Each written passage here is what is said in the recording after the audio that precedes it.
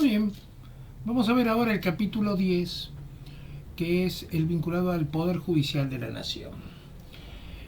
La importancia del Poder Judicial de la Nación en el sistema republicano y el que hace a esta división de poderes está dado en que es el único de los poderes que está cuya tarea es la de controlar la constitucionalidad de las leyes que sanciona el poder político, es decir, el poder legislativo y el poder ejecutivo, y además controlar la legalidad de los actos que realizan no solo los gobernantes, sino también los ciudadanos.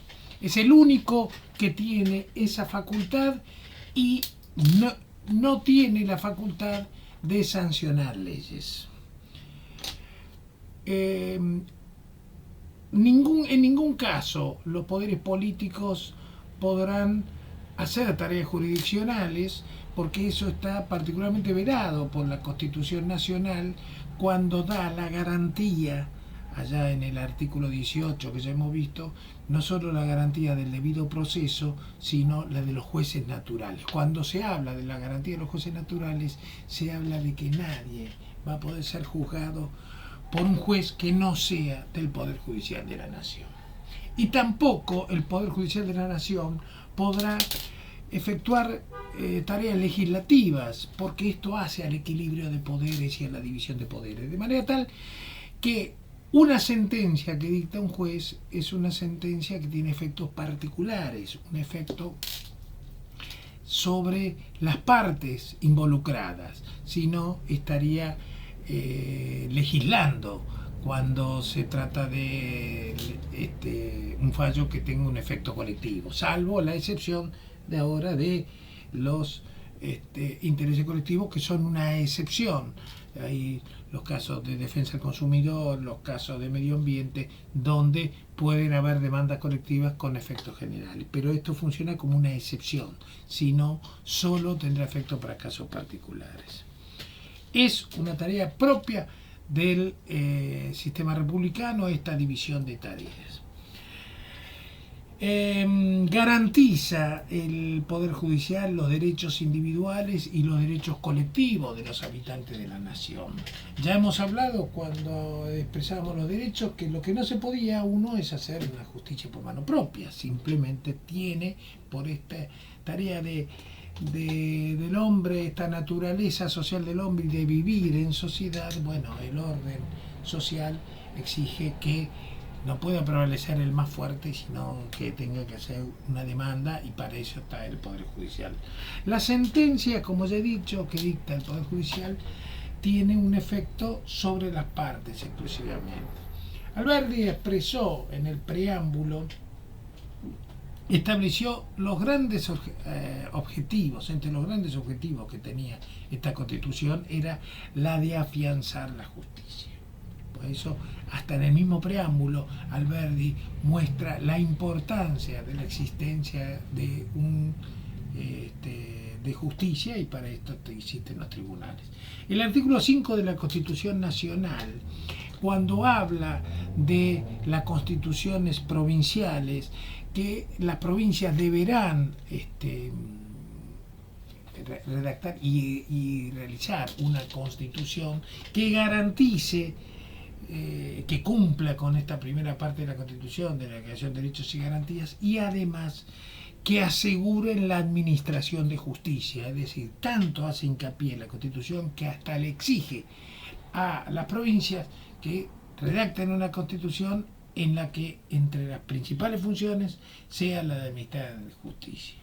El artículo 109 es el que pone el límite al Poder Ejecutivo Nacional, que dice que en ningún caso el presidente de la República podrá ejercer las funciones judiciales. Por eso recuerden, cuando nosotros estuvimos viendo el estado de sitio, que la tarea, las facultades del presidente se limitaban a trasladar a los detenidos de un punto a otro del país, arrestarlo y trasladarlo a un punto a otro del país y darle la opción de salir del país.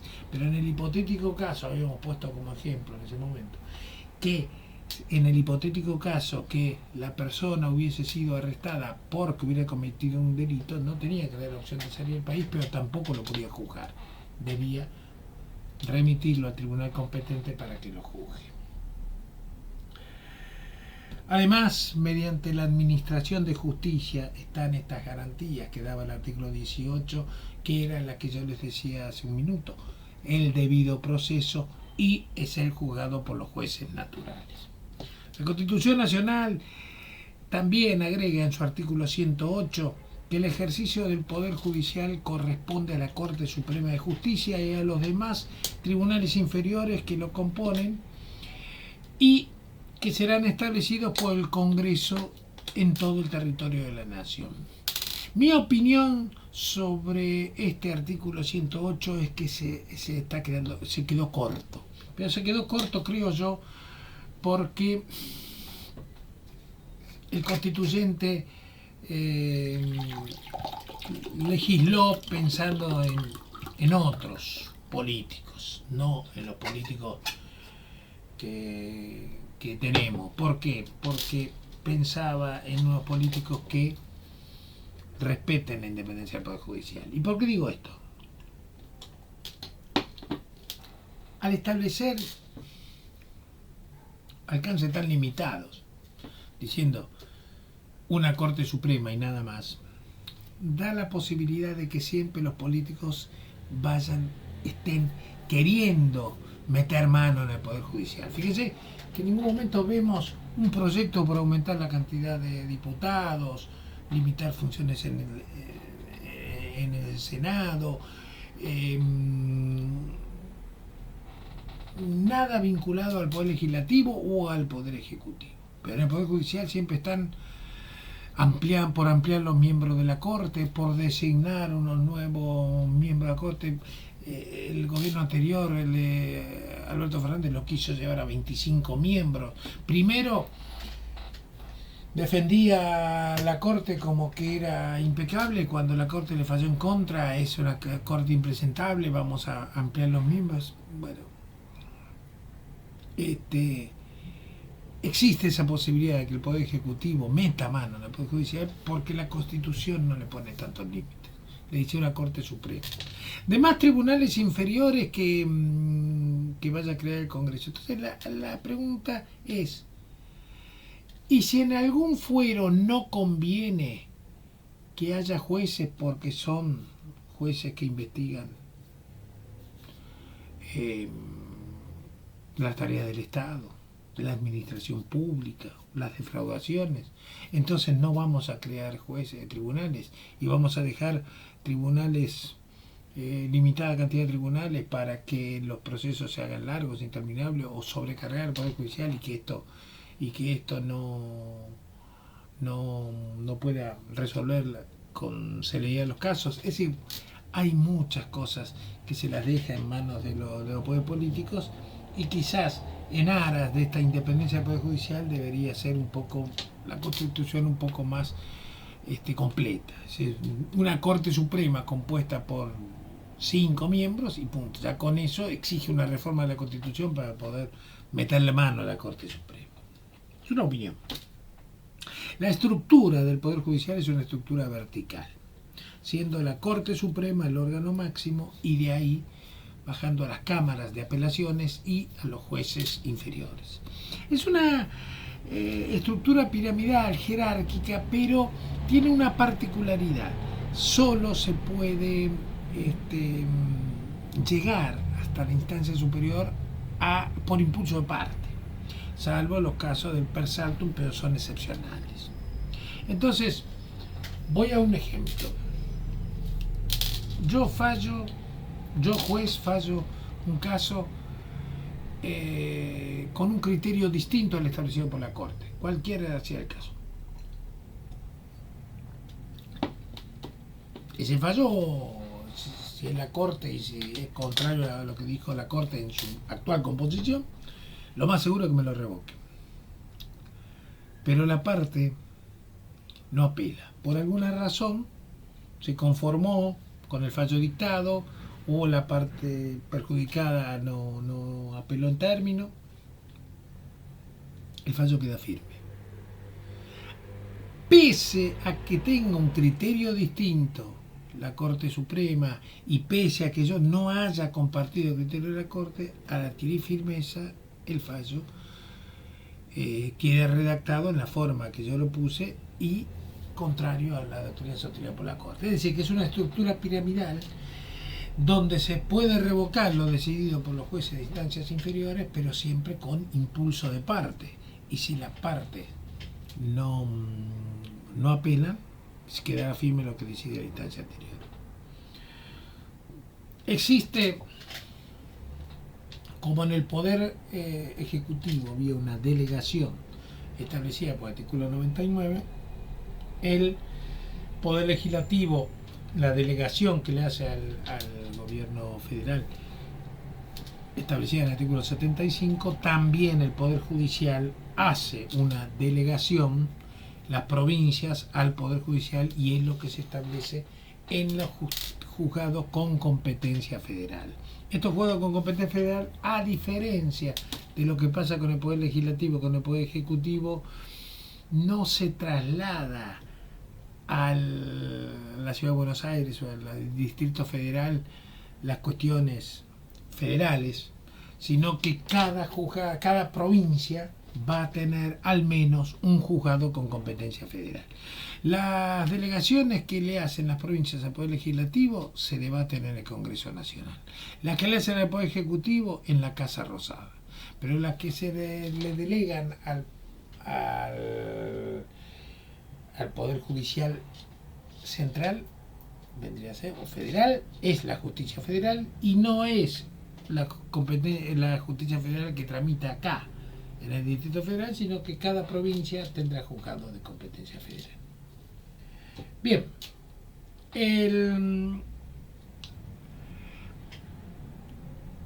la Ciudad Autónoma de Buenos Aires tiene una particularidad. La particularidad que tiene es que hay lo que se llama la competencia local, que en las provincias, por ejemplo, el fuero civil, el fuero comercial, el fuero laboral tienen competencia local.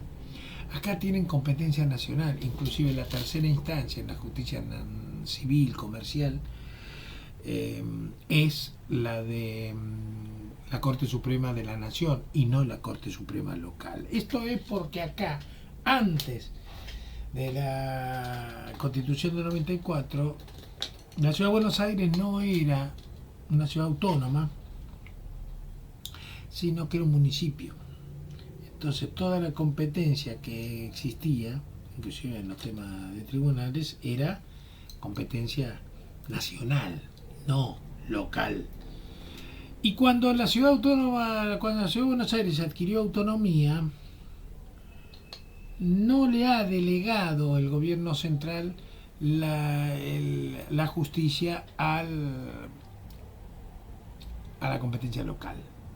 Un poco por presión en los gremios, otro, no sé cuál sería otra razón política quizás, pero la cuestión que los juzgados civiles, los juzgados comerciales o los juzgados laborales inclusive, son juzgados nacionales, no juzgados locales. Por eso la Corte Suprema de la Ciudad de Buenos Aires, que fue creada cuando adquirió autonomía la Ciudad de Buenos Aires, va a tramitar como tercera instancia en las causas contenciosas administrativas tributarias locales, es decir, todo lo que sea la administración pública local o todo lo que sea impuestos locales. Lo demás, lo que sea competencia civil, comercial, será juzgado nacional y no local. Esto lo digo porque es una diferencia con el resto de las provincias, porque en el resto de las provincias la competencia de fuero civil, de fuero comercial, de fuero laboral, penal de instrucción, penal ordinario común, son competencia local. Y lo único que las provincias han delegado al gobierno central es la competencia federal. Lo demás es todo local. Pero la Ciudad Autónoma de Buenos Aires tiene esa particularidad, ya le digo, por haber sido municipio con anterioridad.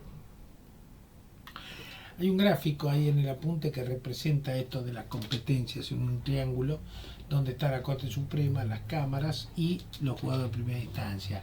Y en el cuadro le hago hincapié a la Cámara Federal y juzgados federales, a las cámaras nacionales de apelaciones y a los juzgados de primera instancia en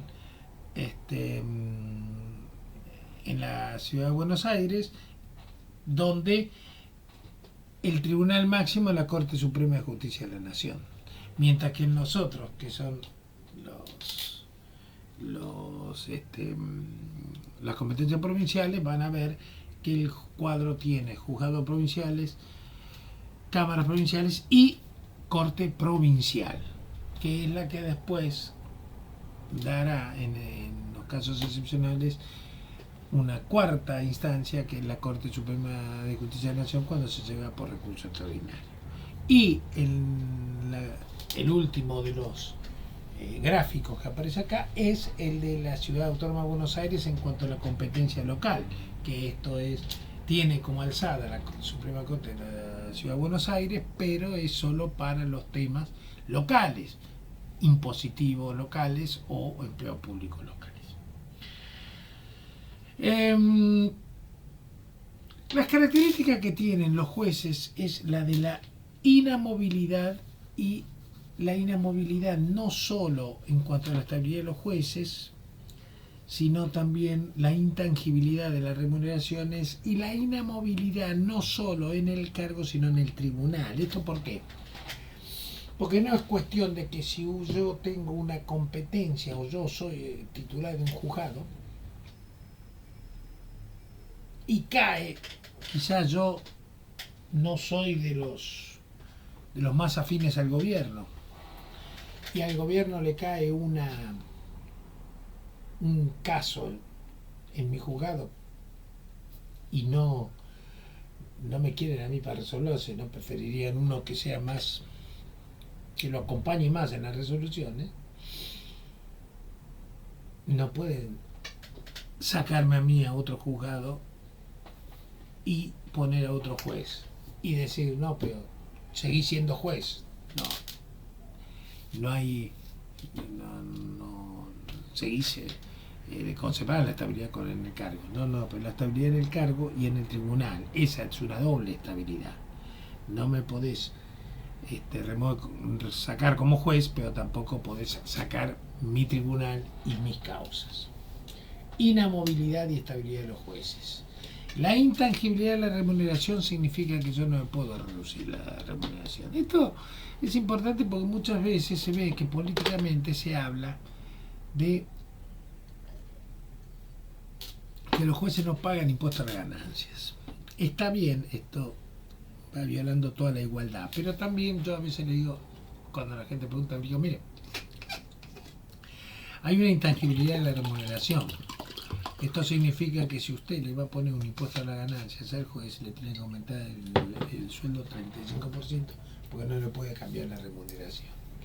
Y además, como tiene el juez un impedimento para ejercer toda actividad comercial o cualquier otra actividad, lo único que puede realizar es la enseñanza universitaria y las tareas de investigación, ni siquiera enseñanza secundaria, porque el sistema quiere que se aboque a sus sentencias y nada más. Quiere decir que la única remuneración que va a recibir es la remuneración como su sueldo de juez, que se lo paga el Estado. Entonces, el mismo que le aplicaría el impuesto a las ganancias sería el agente de retención. Entonces te cobro el 35 y te descuento el 35 y te tengo que aumentar el 35 para que pagues ganancias.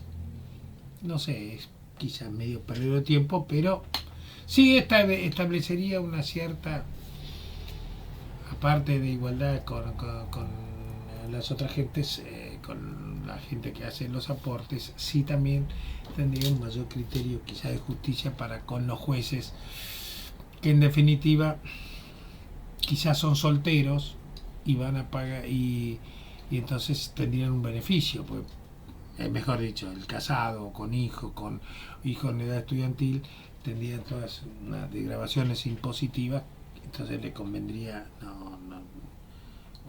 pagarlo porque le suben el 35, después le bajan no tanto porque tiene que grabar, bueno, para que les conviene. Pero bueno, lo cierto es que tienen una intangibilidad en las remuneraciones y es un poco para evitar que trabaje con amenazas, no solo con amenazas de reducción de sueldo, sino también la idea es que no tenga que estar haciéndose mala sangre sobre si la plata le alcanza o no le alcanza. El espíritu de la ley tiene es que puede abocarse libremente y sin ataduras de otro tipo a la tarea de dictar sentencia del Ministerio de Justicia. No, entre las otras incompatibilidades también que tiene es que no puede ser al mismo tiempo juez de una Corte Federal y juez de un tribunal provincial.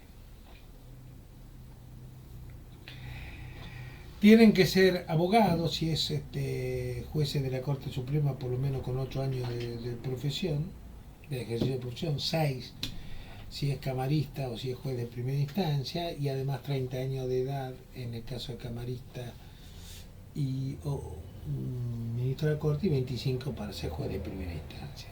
Ciudadanía en ejercicio, juez de la Corte Suprema, 6 años y no se requiere esa ciudadanía en el tema de jueces de cámara, jueces de primera instancia.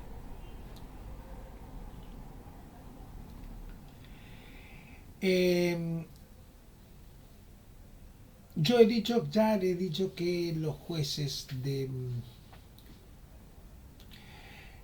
jueces federales, que las provincias, hacen delegación en los jueces, una delegación de competencia en la justicia federal. Es decir, son las delegaciones que las provincias hacen en este sistema federal. Bueno, es una delegación limitada y de excepción.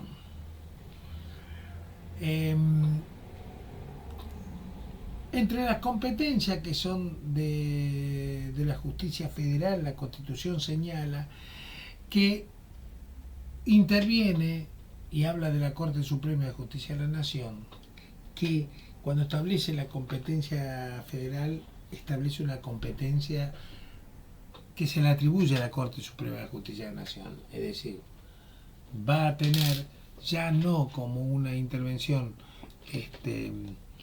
los tribunales provinciales, sino justicia federal, y termina con una apelación ante la Corte Suprema de Justicia de la Nación. Ya no intervendrán la Corte, ni las cámaras provinciales, ni los juzgados provinciales, ni la Corte Suprema Provincial. Por eso, la manera que tiene la Constitución de definirlo es atribuirle competencia a la Corte Suprema, porque en definitiva como tercera instancia llegará ahí, pero no significa que las causas van a la Corte Suprema. Primero van a primera instancia, a segunda instancia y después llegar a la Corte. Salvo otras que dentro de estas excepciones, vamos a decir, son competencia originaria de la Corte. Pero primero decir, bueno, competen a la Corte tal. Y de estos que hemos dicho, son de competencia originaria estos otros. Cuando hablamos de competencia originaria, es que interviene la Corte directamente. No pasa por tribunales de primera instancia federal o Cámara Federal. En todas las cuestiones donde se van a discutir cuestiones vinculadas o que estén reguladas por la Constitución Nacional, esto es competencia federal. Lo mismo que cuando se trate de tratados internacionales. Cualquier situación donde lo que se esté cuestionando es un tratado internacional, es competencia federal. Lo mismo que cualquier situación vinculada a embajadores, cualquier situación vinculada a temas marítimos o temas aéreos, a cualquier juicio donde sea parte el gobierno central, es decir, o el Estado Nacional. Además interviene en todos los juicios o conflictos que existan entre una provincia con la ciudad de Buenos Aires, o con la provincia con el Estado central, o habitantes de una provincia contra habitantes de otra provincia, ¿no? Si hay conflicto entre habitantes que son de distintas provincias, también será competencia federal. Lo mismo si es contra una provincia contra el Estado Nacional o contra un habitante extranjero. Ahora, ya he dicho que todas estas competencias que son federales, hay algunas que son originarias de la Corte Suprema. Las cuestiones de embajadores y cónsules extranjeros es originaria de la Corte. Cualquier conflicto que haya se pasa directamente a que lo resuelva la Corte Suprema. Hablamos de embajadores, ministros o cónsules extranjeros. Lo mismo cuando es un juicio de alguna provincia o de la Ciudad de Buenos Aires contra el Estado Nacional o contra otra provincia. Por eso fíjense que cuando fue el conflicto entre la Ciudad de Buenos Aires y la provincia de Buenos Aires en la época de Larreta por el tema de esa modificación en el sistema de coparticipación que había establecido el presidente Fernández sobre los fondos en los que se coparticipaba la Ciudad de Buenos Aires, que se lo pasó a la provincia para que atiendan los problemas de seguridad. Cuando Larreta hizo el reclamo, fue directamente a la Corte Suprema de Justicia. ¿Por qué? Porque hay competencia originaria de la Corte. Esto lo hago mucho hincapié porque yo me acuerdo que en ese momento, pese a que haya competencia originaria de la Corte, el Estado Nacional hizo la demanda con una medida cautelar en el Contencioso Administrativo Federal, pero era simplemente para obtener una medida cautelar dictada por un juez y amigo para tratar de frenar esto que en sí era competencia originaria de la Corte. Después la Corte tomó cartas en el asunto y dijo esto es una competencia contencioso administrativo.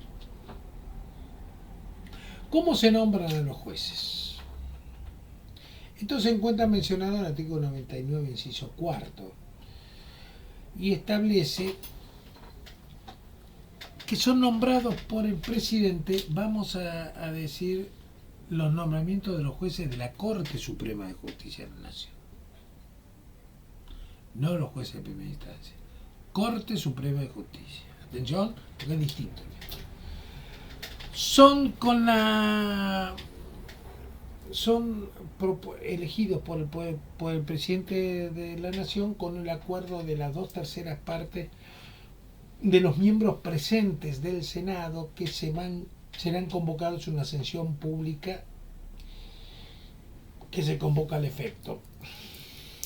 Hemos tenido hace poco ese tema con el nombramiento de 2 ministros de la Corte que los nombró el presidente en comisión y después en esa sesión pública que hizo el Senado no ratificó los nombramientos de los jueces.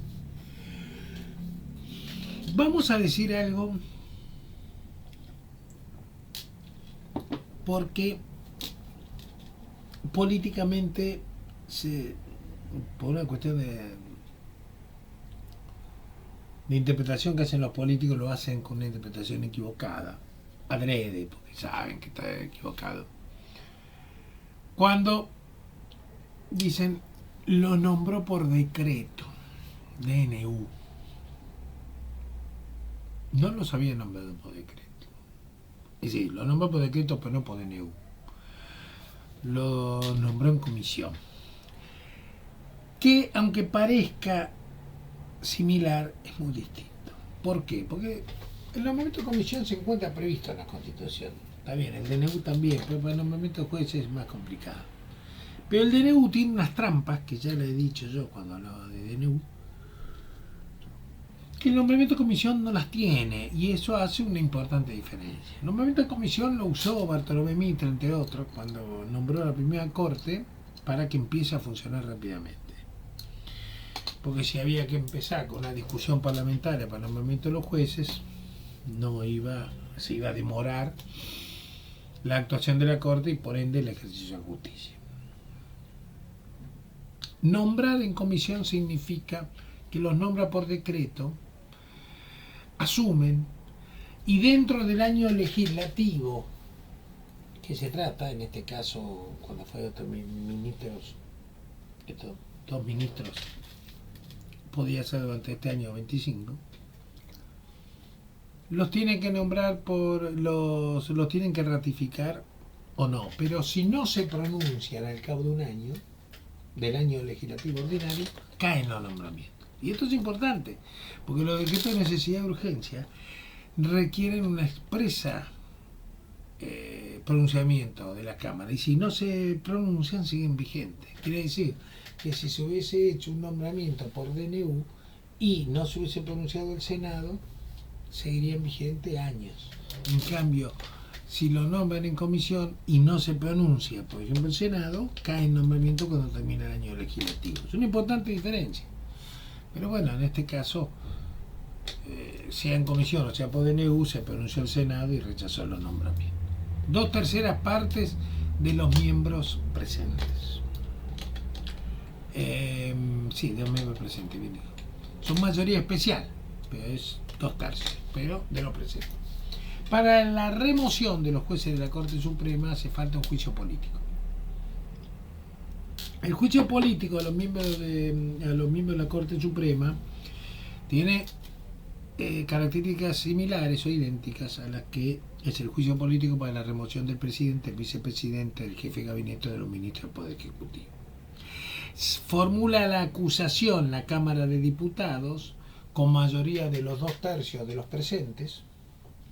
Esa acusación, si prospera, por el voto de los 2/3 prospera, automáticamente pasa al Senado, se nombrará un tribunal de enjuiciamiento, se juzgará al miembro de la Corte Suprema. El que formula la acusación es un representante de la Cámara de Diputados, que pasará a la Cámara de Senadores para darle fundamentos a una acusación, porque ya votó la Cámara diciendo que era procedente la acusación. Es como que hace las veces de fiscal en un proceso. El juez de la Corte se defenderá, tendrá su abogado defensor, y luego el Senado votará, y con los votos de los 2/3 de los miembros presentes resolverá si lo remueve o no lo remueve. Naturalmente, su tarea se limitará a la remoción, no a juzgar su conducta, porque si el causal por el que es removido es por algún ilícito penal, debe después pasar a un juzgado penal para que se lo juzgue, porque la garantía de los jueces naturales está, aunque el removido sea un miembro de la Corte. Bien. El siguiente tema que vamos a ver es el Consejo de la Magistratura. El Consejo de la Magistratura es un órgano creado por la Constitución de 1994, la reforma constitucional de 1994. Es un órgano que depende del Poder Judicial de la Nación, y su tarea consiste en la designación de los jueces, sanciones disciplinarias y remoción de los jueces que puede haber. Además de administrar los recursos del Poder Judicial y ejecutar el presupuesto del Poder Judicial. Las atribuciones de este Consejo de la Magistratura están enumeradas en el artículo 114 de la Constitución Nacional, que establece que será regulado por una ley especial. Dice que en 114 que hay una ley especial que es sancionada por mayoría absoluta de la totalidad de los miembros de cada Cámara. Va a establecer la cantidad de consejeros. Consejeros son los que integran este Consejo de la Magistratura. Van a establecer el tiempo que van a durar el cargo y debe procurar, dice, un equilibrio entre los representantes de los órganos políticos que resulten de elección popular, eso por un lado, y por otro, representantes de los jueces, de los abogados con matrícula federal y del ámbito académico y científico. les hago hincapié en este 114 porque después vamos a ver una inconstitucionalidad. Dice, por un lado, los que surgen de la elección popular, ahí aparece una coma, y aparece, y por otro lado, los representantes de los jueces, académicos, hombres del derecho, hombres de las ciencias. Y esto, que grábense esto que le digo, de esta coma y estas características, pero después volveremos sobre esos. El fin perseguido por los constituyentes era el de evitar una mayoría de políticos que integre este Consejo de la Magistratura a fin de garantizar la forma republicana de gobierno y la independencia del Poder Judicial. Si hubiese una mayoría de políticos, entonces la independencia del Poder Judicial estaría sospechada, porque un juez estaría amenazado de ser removido porque la tarea de remoción la maneja un consejo integrado por políticos.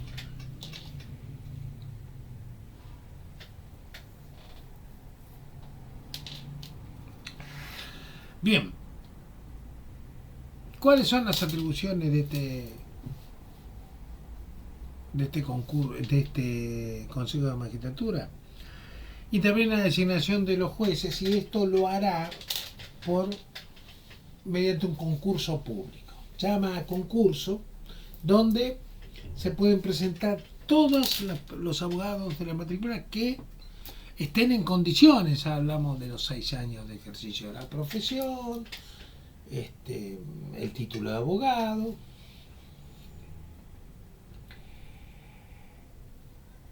Presentarán los currículums respectivos, los cursos, los posgrados, las especializaciones que tengan. Todo eso dará un puntaje. Además hacen una prueba de oposición. Esa prueba de oposición suele ser una sentencia donde le dan un tiempo determinado y lo tiene que realizar. Ese puntaje que se obtiene entre los antecedentes más la prueba de oposición le permite hacer un ranking de candidatos, donde después pasarán a entrevistas personales con los legisladores, con audiencias públicas donde la gente podrá hacer todas las impugnaciones que considere pertinentes respecto de la persona promovida para ser juez, de manera tal que cuando termine todo ese proceso de selección se llegará a un puntaje determinado que pondrá a las 3 mejores ternados para ser designados juez. Esa terna que el Consejo de la Magistratura eleva al Poder Ejecutivo hace que el Poder Ejecutivo designe uno, que lo proponga y lo mande al Senado, y el Senado, en una audiencia especial, aprobará o no ese pliego, ese nombramiento, y lo tendrá necesita el voto de la mayoría absoluta de los miembros presentes, y más de la mitad. Recuerden que para un ministro de la Corte era 2/3 de los presentes. Acá es la mayoría de la mitad. Es decir, emite una propuesta sobre una terna vinculante y elige. Además, el Consejo de la Magistratura tiene como tarea la de administrar todos los recursos y ejecutar el presupuesto del Poder Judicial. Ejerce facultades disciplinarias sobre los magistrados, es decir, tiene posibilidad de suspender a los magistrados, por ejemplo, si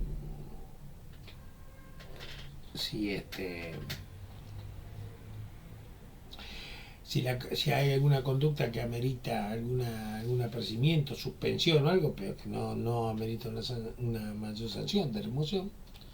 Además, decide la apertura del proceso de remoción. Cuando se decide remover a un juez, se hace un voto, y el voto entre el Consejo de la Magistratura determinará si se lo va a someter a un proceso de remoción. Es decir, decide la apertura del proceso de remoción de los magistrados y puede ordenar suspensión o acusación. Esto Además dicta todos los reglamentos vinculados a la organización del Poder Judicial y tiene la particularidad que no tiene potestad disciplinaria sobre los empleados o funcionarios judiciales, solo sobre los jueces de la nación. Bien, se reglamentó la creación del Consejo de Magistratura mediante una ley. Esa ley es la 24937, pero tuvo una particularidad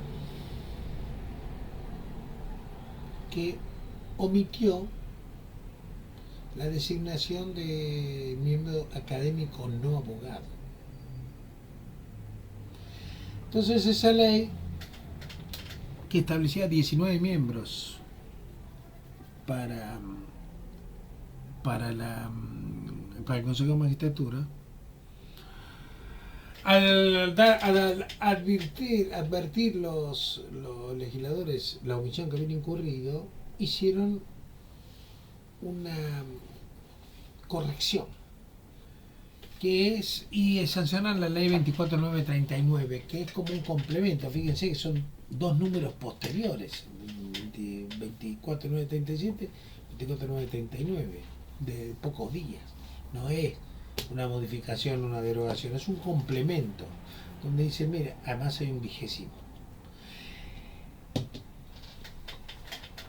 A los efectos de lograr el equilibrio, la 24937 establecía que eran miembros del Consejo de la Magistratura el presidente de la Corte Suprema de Justicia, 4 jueces de la Nación, 8 legisladores, que eran 4 diputados y 4 senadores, 4 representantes de abogados de la matrícula federal, que eran designados por el Poder Ejecutivo,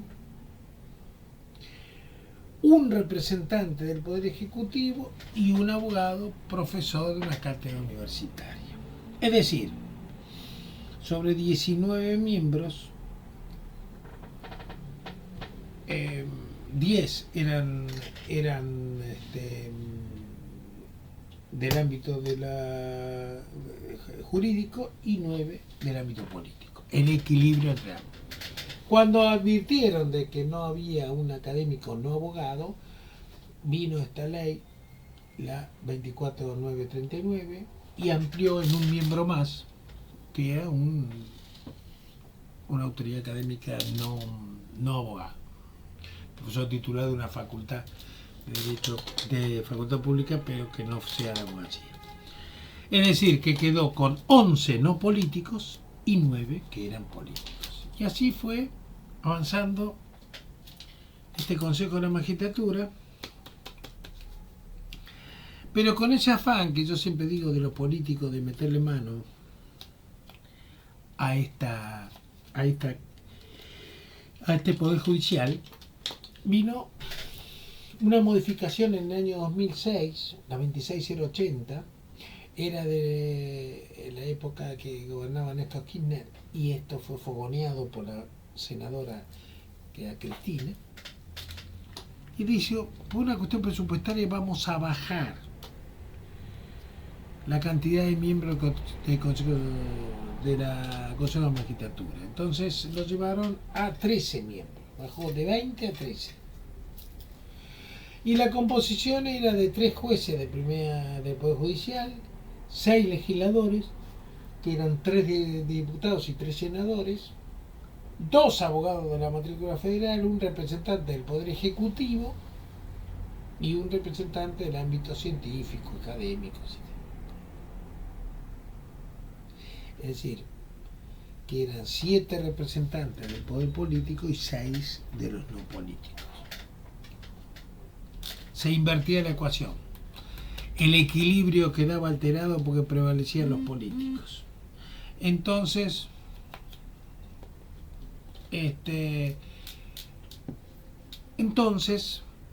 se decidió, se cuestionó esto y se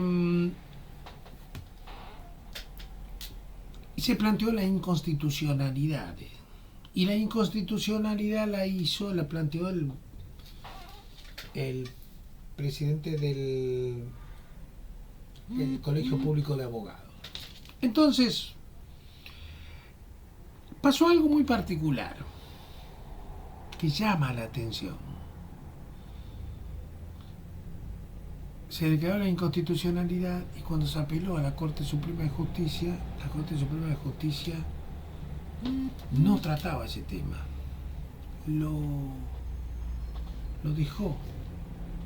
Si bien el Poder Judicial, cuando debe pronunciarse, no puede hacer como el Poder Legislativo de que diga pierde estado parlamentario una ley, entonces la devuelve y no se trata el proyecto. La Corte debe resolverlo, pero no tiene plazos.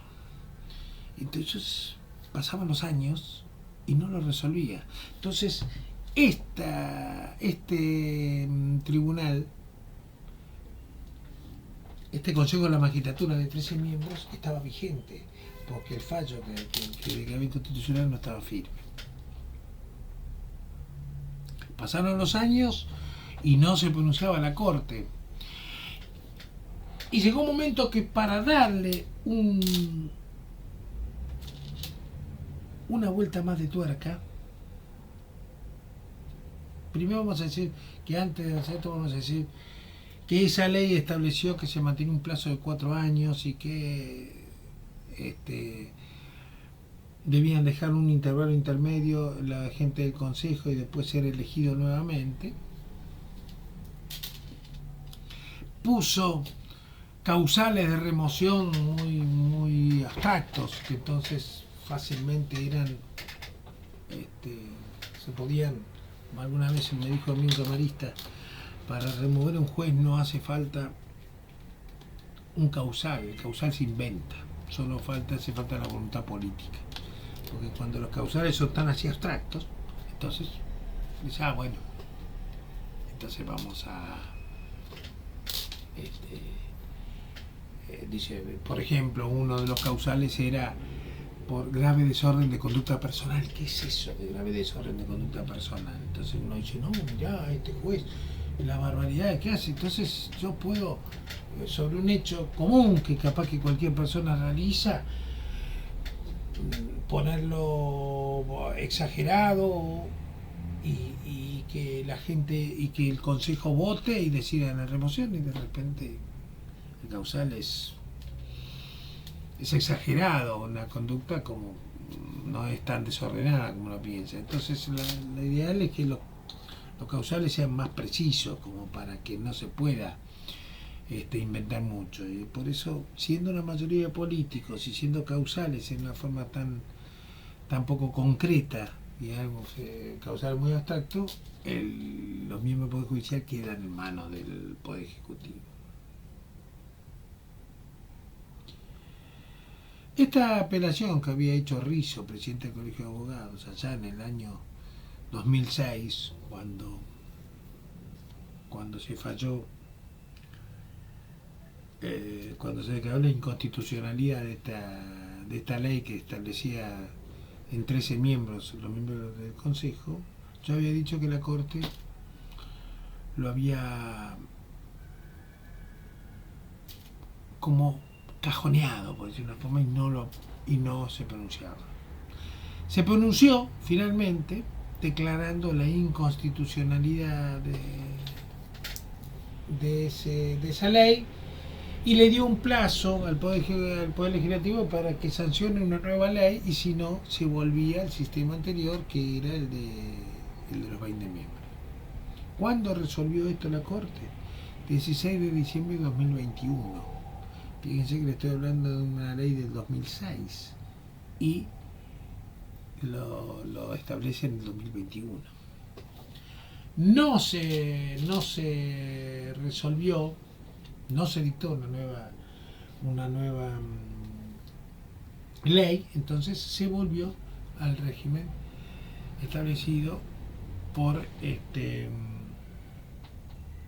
allá en de los 20 miembros, con la que se había establecido el primer Consejo de Magistratura, con esa corrección de 19 a 20 miembros. El argumento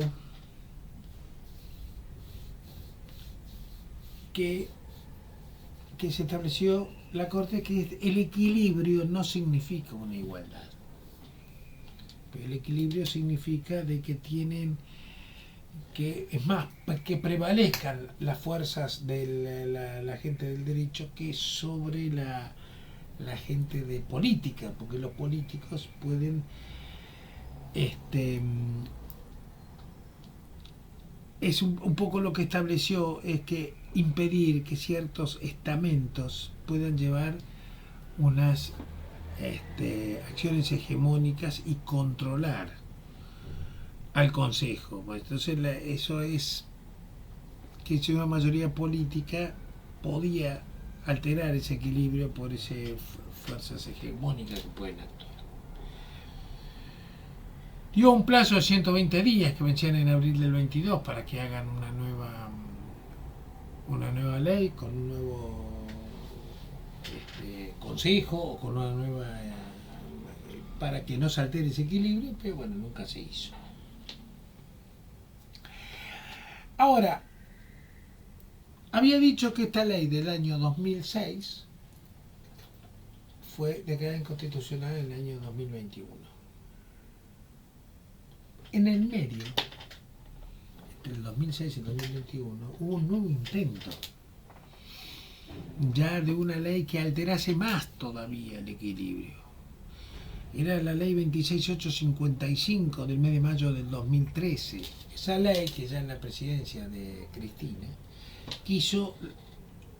argumentó la democratización del Poder Judicial. Entonces, todos los miembros del Consejo iban a ser elegidos por el pueblo. Entonces, aunque haya gente de jueces o gente del mundo del derecho, todos iban a tener que pasar por los partidos políticos para que puedan ser elegidos en forma popular. Esto produjo una reacción otra vez de Rizzo, presidente del Colegio Público de Abogados, e hizo una apelación que esa sí fue resuelta prontamente por la Corte. Quiere decir que teníamos la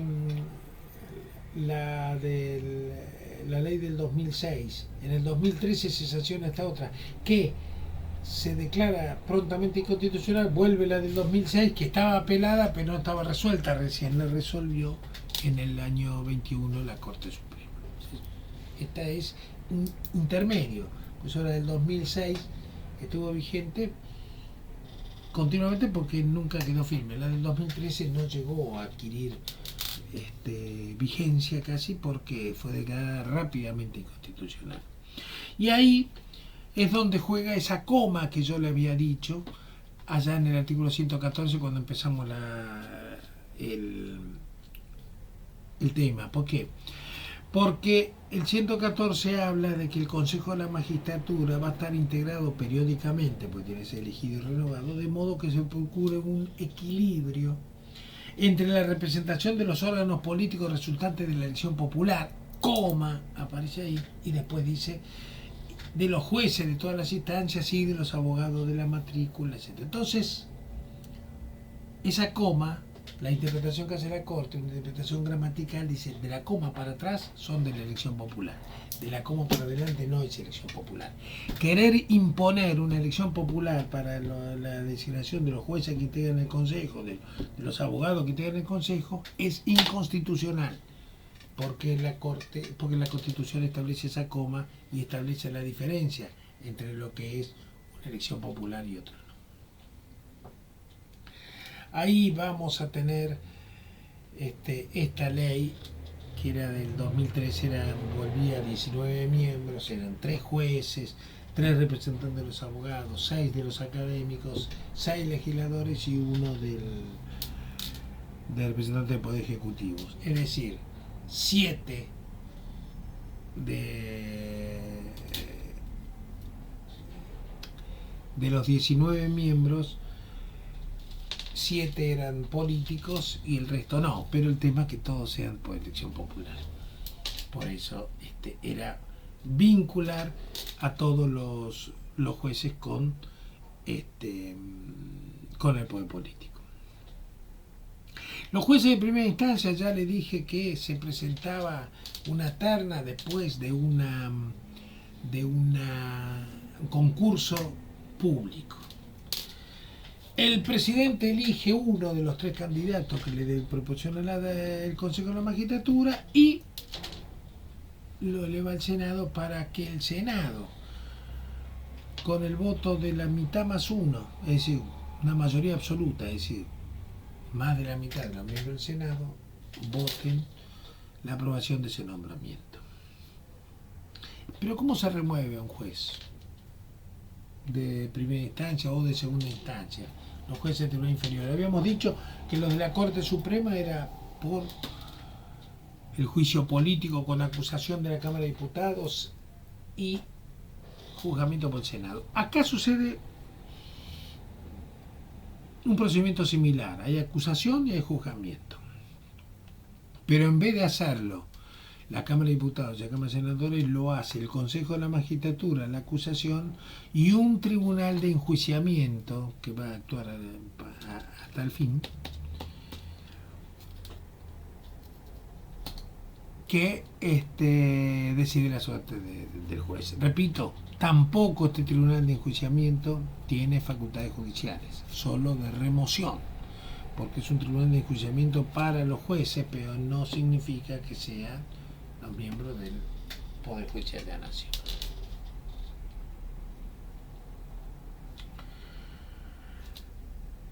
Con el voto de las 2/3 partes de los miembros presentes del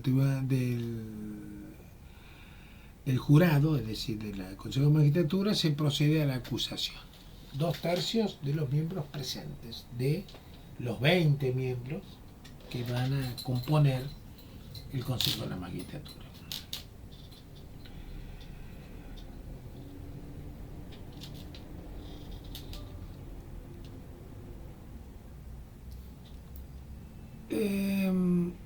Cuando se abre el proceso de enjuiciamiento,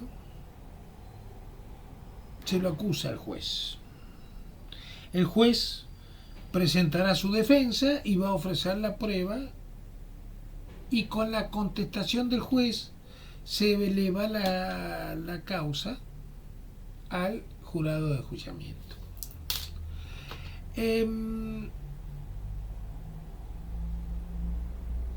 Perdón, hay un error. Cometí un error. Se abre el proceso, se vota por mayoría los miembros y deciden la acusación. Cuando se abre la acusación, pues ya votaron que se van a hacer la acusación, se hace la acusación, se la redacta y el juez interviene y se defiende. Y ahí pasa al tribunal de enjuiciamiento, que por el voto de las 2/3 partes de los miembros va a decidir o no su remoción. Pero el voto del Consejo de la Magistratura es por mayoría. El tema es que si el Consejo de la Magistratura no acusa, no hay intervención del tribunal de enjuiciamiento. Entonces, por eso es importante este Consejo de la Magistratura que tenga este equilibrio. Porque si hay mayoría de políticos, si hay voluntad política, como decía este camarista que yo conocía, de remover al juez, poder político lo va a acusar para removerlo. Está bien, ustedes me van a decir, bueno, pero después tiene que ir por el tribunal de enjuiciamiento. Sí, pero el tribunal de enjuiciamiento tiene mayoría política también. Por eso la suerte del juez estaría echada. Entonces se intenta buscar el equilibrio para que se lo acuse si corresponde acusarlo, si no, no. Entre los causales por el cual se lo puede remover un juez está el mal desempeño en el cargo, los delitos en el ejercicio del cargo, crímenes comunes. Esto lo decía la Constitución, pero la 26080, esta ley que después fue declarada inconstitucional en el año, la del 2006, establecía como agregados, como causales de remoción, un desconocimiento inexcusable del derecho, un incumplimiento reiterado de la Constitución Nacional, una negligencia grave en el cumplimiento del cargo, realizaciones de actos con manifiesta arbitrariedad, grave desorden de conducta personal, que es lo que yo le había dicho, abandono de sus funciones, reiteradas aplicaciones de sanciones disciplinarias, incapacidad física o psíquica sobreviniente del cargo. Fíjense que la mayoría de los causales, estos que le he dicho, son causales muy subjetivos. La incapacidad física o psíquica, y es un poco complicado porque la incapacidad psíquica es como cuando Cristina había querido remover a Fayt y quería poner un perito para que era un examen psicológico. Y si el examen psicológico, el psicólogo no es tan imparcial y hace un examen equivocado, además nadie sabe si puede pasar un examen psicológico, porque puede ser que a los efectos todos tenemos algún problema. Ahora, esto nos incapacita para ser jueces. Es un poco darle al poder político muchas herramientas para poder decidir la suerte de un juez. Y esto violaría el sistema republicano. Una vez que el Consejo de Magistratura hizo la acusación, viene el jurado de enjuiciamiento. Este tribunal de enjuiciamiento, el que lo va a decidir por el voto de las 2/3 partes del miembro presente, lo integran 7 miembros. 7 miembros, de los cuales 2 son jueces de Cámara, 4 son legisladores, 2 del Senado y 2 diputados y un abogado de matrícula federal. Es decir, 4 políticos y 3 no políticos. Es decir, si el Consejo de la Magistratura tiene una mayoría política y el Tribunal de Enjuiciamiento también lo tiene, y bueno, la suerte del juez estaría echada, y ahí se cumpliría esto de que si hay voluntad política, no importa el causal se inventa. Se hace un sorteo semestral público entre los abogados que se realiza en el mes de diciembre y julio, entre la lista de cada estamento y el desempeño de funciones es considerado una carga pública, por lo que debe cumplir el abogado con la carga de integrar el Consejo el Tribunal de Enjuiciamiento.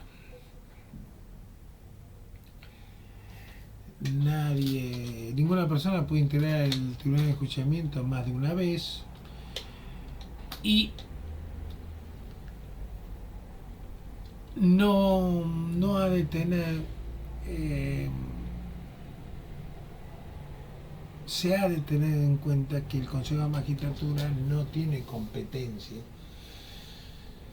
para intervenir en la designación de los jueces de la Corte Suprema, eso ya lo he dicho, ni promover juicios políticos contra los miembros de la Corte, ni para poder ejercer poder disciplinario, ni sobre el personal del Poder Judicial, ni sobre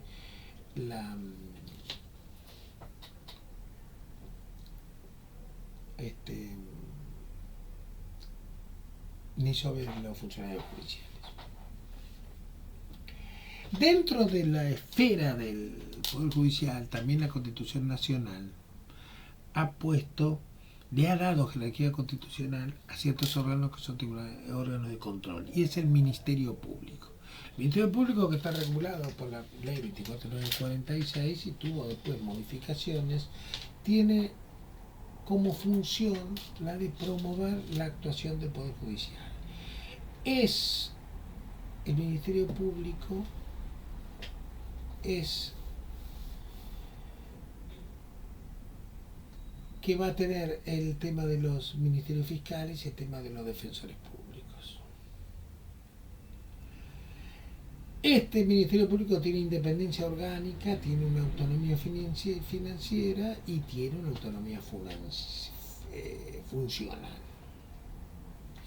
Ya existía de antes, pero se le dio jerarquía constitucional con la reforma del 94, adquiere mucha independencia, gozan sus miembros de una inmunidad funcional y de la intangibilidad de remuneraciones, igual que los jueces del Poder Judicial, y además tienen la inmunidad e intangibilidad de los sueldos. Lo integran el Procurador General de la Nación y el Defensor General de la Nación. Fíjese que el Procurador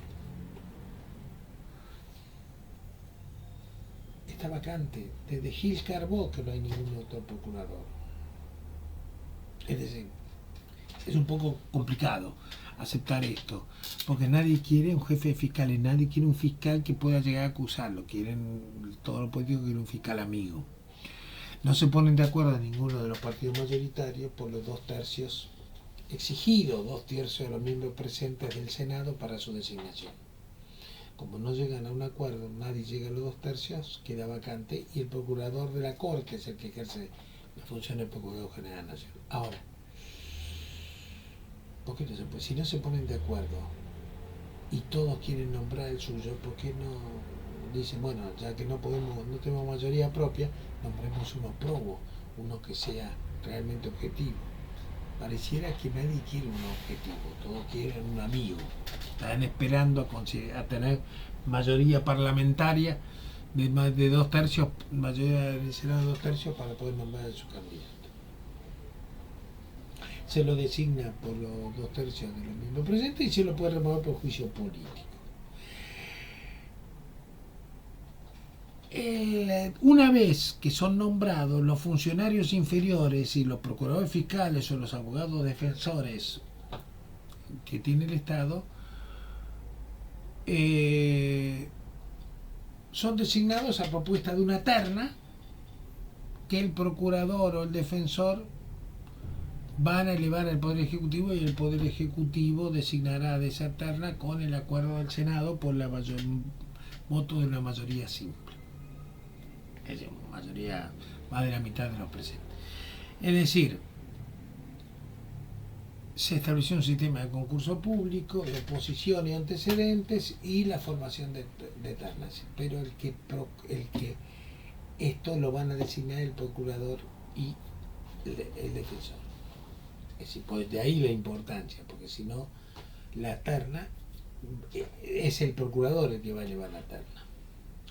Tienen las mismas incompatibilidades que los miembros del Poder Judicial, si no puedan ejercer la abogacía, tienen la estabilidad mientras dure su buena conducta, duran en sus funciones hasta los 75 años de edad, que eso me había olvidado decirlo, que los jueces duran en sus funciones, de acuerdo a la Constitución del 94, hasta tener los 75 años de edad. A los 75 años de edad deberán jubilarse, y si no se jubilan y si quieren continuar con el cargo, tienen que ser propuesto por el Poder Ejecutivo y aprobado por el Senado nuevamente. Y durarán 5 años más y así se lo irán renovando. ¿Por qué no le pasó esto con Fayt, que lo quería remover Cristina? Porque Fayt había jurado en 1983, fue integrante de la primera Corte Suprema de Justicia, del retorno a la democracia, y ahí no estaba la Constitución 94, y en la Constitución de 1853 los jueces, mientras dure su buena conducta, conservaban el cargo. Tanto el procurador como el defensor pueden ser removidos por causales mediante el procedimiento de un juicio político. La estructura que tiene el Ministerio Fiscal es una jefatura que le corresponde al procurador fiscal, y la del Ministerio Público de Defensores, la jefatura le corresponde al Defensor General de la Nación. Tienen como principales funciones la de promover las actuaciones de la justicia, representar o defender los intereses públicos. Hacen las acusaciones en los delitos públicos, sea de funcionarios públicos o sea de personas privadas, y tienen los procuradores fiscales, que son los que seguirán las causas y efectuarán las acusaciones, y luego intervendrán como fiscales, primero investigando y después acusando. Y defienden, la defensoría defienden a las personas que no pueden tener defensa por sí, y a los efectos de garantizar la defensa en juicio, la garantía cumple con la garantía constitucional que tiene, a ver, discúlpenme.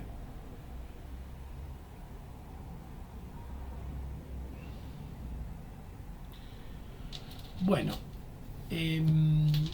sus funciones es promover la actuación de la justicia, representar y defender los intereses públicos, intervienen en las causas penales. En tema de nulidad de matrimonio y divorcio está la ley, pero ya después que cambió la ley de divorcio ya no tienen intervención, porque ya no son inaudita parte los divorcios. promueve causas pendientes a la protección de los bienes de los menores, son Ministerio Público Menores e incapaces inhabilitados, y vela por la observancia de la Constitución Nacional.